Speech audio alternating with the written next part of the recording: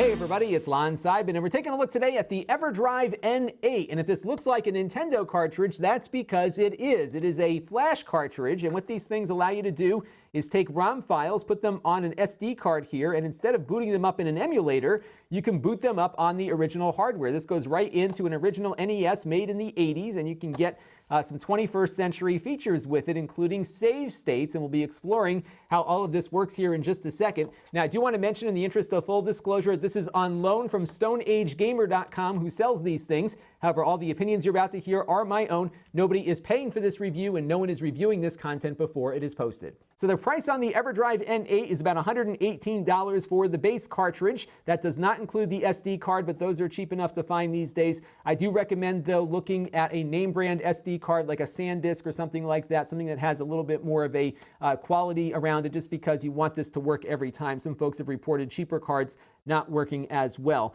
Now, Stone Age Gamer sells a deluxe edition of this cartridge. That's what this one is. The hardware is the same, but they throw in the SD card. You have a few different options on what the cartridge looks like, I believe.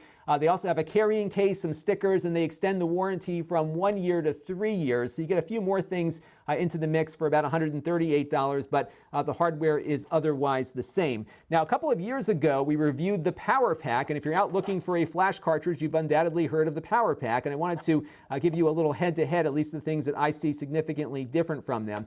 There is a really useful community-maintained compatibility list in PDF format that I'm going to link to down below. It covers just about every game you can think of, and it tells you which one works on which cartridge. Most of these games work on both. There are a few that work on one and not the other, and a few more that don't work on either of them, but you can check that out to see what the compatibility is looking like. But there are some areas where I think the EverDrive N8 is the better product. They both handle most of the popular games well enough that you can play them without issue, but the big issue for me is how they handle save games. So the EverDrive here will automatically back up your save game files to the SD card here without having to have any intervention to do so. So for example, if you're playing Zelda, you save your game, you switch to another game, that Zelda save game file is going to be safely backed up on the SD card. You can copy it off and make another copy of it, or if you come back to Zelda a few weeks later, that save game file will be right where you left it. On the Powerpak, you have to download a dummy file first, install that on the SD card with the same name as the ROM, I believe. When you're done playing Zelda, you got to remember to hit the reset button before you switch to another game so that it will go ahead and execute that backup to the flash drive. A few extra steps involved, and I think add some layers of complexity to what should be a simpler process. This one handles it automatically.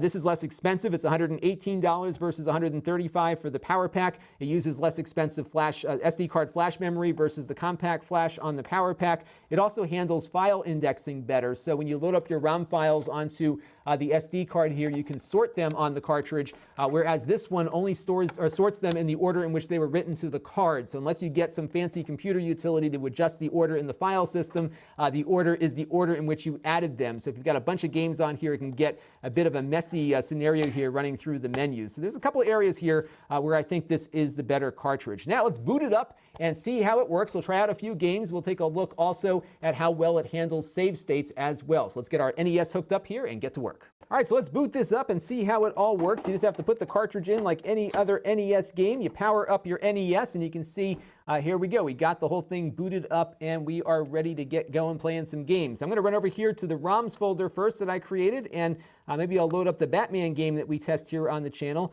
All I have to do now is just hit the B button, and that will load the game up, and I can start playing. It takes a second to load it into the cartridge memory, and then we are off and running. And you can see here Batman is working, and it looks and feels and plays just like the original cartridge does that I have right next to me here. So pretty simple to operate if you're just looking to do some simple stuff like load up a few games here and get moving. That is all there is to it, and it's, again, very much like the original experience because you are essentially running the original software on the original hardware.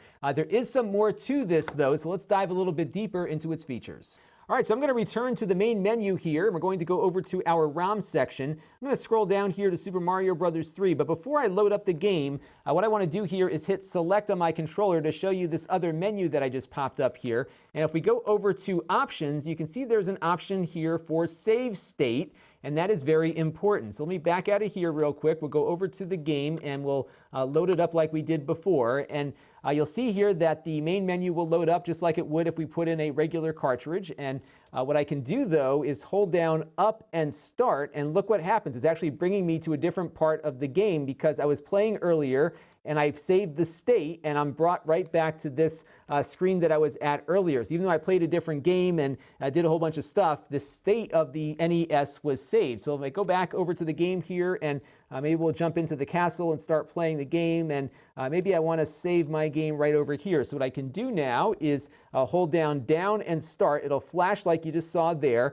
The game's paused because I did hit the start button, and if I hit the reset button on the NES and then go back, maybe I'll go load up the Legend of Zelda real quick here and then let that load. We're going to reset it again. There we go. So let's hit reset, and I'll go back over to Super Mario 3 now and load it up.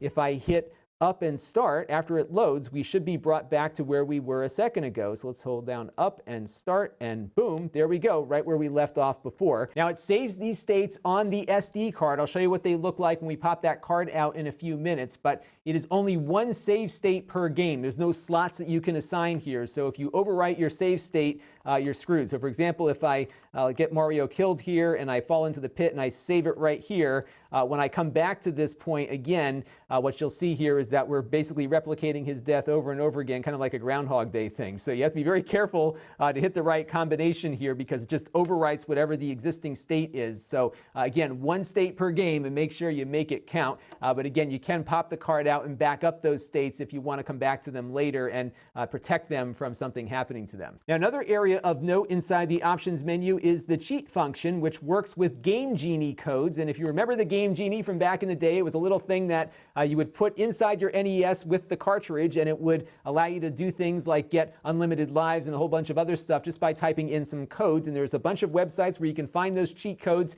You can put those in and have the Game Genie essentially work through your cartridge here without actually owning a Game Genie, so that's pretty cool. One other thing that was of note on here is if you go into a cartridge or ROM and select ROM info, it'll tell you a few things about the ROM that you're using. So you'll see here at the bottom it says that Super Mario Bros. 3 is supported. It also shows what mappers it is using, and what mappers are essentially special chips that were put on the NES cartridges to extend the capabilities of the system. And what they've done inside of the EverDrive cartridge here is put in what's called a field programmable gate array processor, and that chip can be made into any other chip. And what it does when it boots up a game is it actually reprograms itself to support some of those extended capabilities. So many games work with this quite well. Again, that compatibility list is definitely worth checking out so you can see exactly whether or not your game is going to work with it. What doesn't work, at least on the American NES, are things like the Castlevania 3 version from Japan, which has some special audio chips that Konami had put into play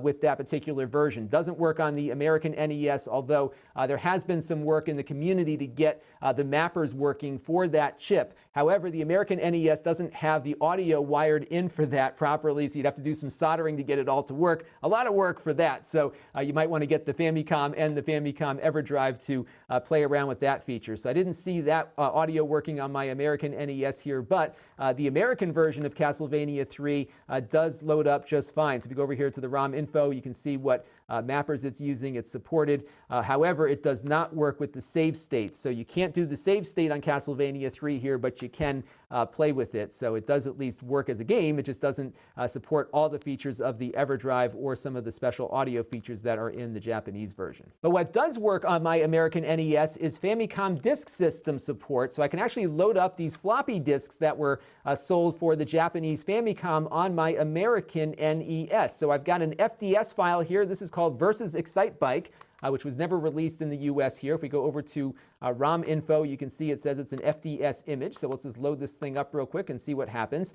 Now what you're going to see on here very briefly is the little BIOS screen that you would get on that disk system, which never existed for the American NES, but the hardware is compatible. So we can see we got the Nintendo Family Computer, a little license warning there. And here we go. We've got Versus Excitebike running. Let me go over here to Original Excite. And you can see here it says Set Site B. It's actually flipping its virtual disk over automatically inside that cartridge and loading right up here. So here's a game that you could never play on an American NES back in the day that actually works just fine on here because the cartridge is essentially replicating what that system did in the past. Now there is some special audio that I don't believe is supported on the American NES. If I'm wrong, definitely correct me and I'll pin your comment down below. But otherwise, the games are playable, and there's a bunch of stuff that was only out on that system in Japan that you can now play on your American system too. Pretty cool stuff. And before we close out, let's take a look at the SD card on my computer so we can see how all these files work on here. Now, to add ROMs, all you got to do is just copy them into the ROMs folder here like I did earlier. I do suggest that if you have a lot of ROMs stored on the card, that you break things out in some way, because the Nintendo isn't all that quick and it has a hard time reading large directories of files. It was not designed to do that kind of thing. So I would suggest if you've got a bunch, make a different folder for each letter of the alphabet and organize them into folders that way. That'll be a little faster for moving around the menus. But you can call the folders anything you want. You can put your ROMs anywhere. For example, I created this FDS folder for the Famicom Disk System image that we were trying out earlier, so you have a lot of flexibility there. The one required folder is EDFC, and this is one you'll have to download from the Crix website or from Stone Age Gamer. This is where its mappers and its operating system live. One thing I forgot to mention at the outset is that if you need to change the BIOS of the cartridge, like if some major update comes down, you can do that through the SD card here without having to do anything crazy. The Powerpak does require you to send it back to the creator to have it updated. He does that for free, but it's still a pretty huge step to get a BIOS update on that one versus just an SD card file here on this front. All the mappers for those special functions I mentioned are stored here, and some community members are working on their own, so you can just drag those mappers into here, and that will program that FPGA to do things like that Castlevania audio thing I mentioned earlier. And then you also have your save state files saved here. This is also where it will store your save game data from, for example, a Zelda save through its traditional saving mechanism. All that stuff will be put down in this save folder here, and you can just copy these files out to back them up. So if you got to the ending of some game you worked really hard on and want to experience it again, you can make a backup copy of that save state file. If you ever overwrite it by accident, you just drag it back in, and your save state will be back where you left it. Pretty cool to take an image of the running memory of the NES, and that is where you will see those files stored. So really cool stuff, very easy to get this working, and I like the functionality that this brings, which is a very easy to use save state function along with a very easy backup function for traditional saves. That's a really big feature here that I think really separates this one out. Like the price, pretty reasonable. And what's also cool about this is that it adds some functionality to those expensive NES clones we've looked at, namely the retro USB AVS as well as the analog NT Mini. Both of those do not have save states, but if you use this cartridge, you will get save states. I think that's a pretty cool argument for it. So although the analog NT Mini does allow you now to load up ROMs from an SD card, it still doesn't have save state functionality, but you'll get it with one of these flash cartridges. And in fact, if you've got somebody in your life, or maybe you, wants a really nice HD NES experience, this along with the retro USB AVS is under $300 together. You'll have a nice cartridge to play as many games as you want and have all the save state functionality that you want in the modern era on something that'll look really nice on your HD television. Both the NT Mini and the AVS have very, very little button lag. Really nice experience for NES clone consoles. You got to pay a little bit, but sometimes it's nice to pay a little bit more for something really, really nice, and that is what both of those devices bring you. And of course, you get some really cool functionality with the cartridge here on top of that. This does not work with the cheaper clones, though. So the Hyperkin and some of the other cheap clones we've looked at, it will not work with those, but those two expensive ones it does work with. So I'll put links to reviews to all that stuff down below. I am quite impressed with this thing. I think I'm going to probably buy this anyhow because I really am enjoying playing with it. And that will do it for our review of the EverDrive N8. Leave your questions and comments below. And this is Lon.TV. Thanks for watching. This channel is brought to you by my Patreon supporters, including gold level supporters Mark Bollinger and Cody Falk. If you want to help the channel, you can by contributing as little as $1 a month.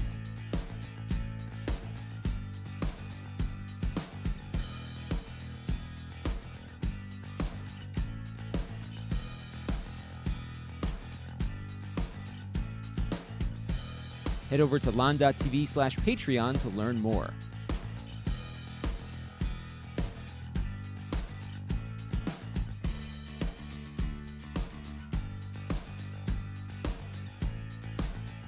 And don't forget to subscribe. Visit Lon.TV/S.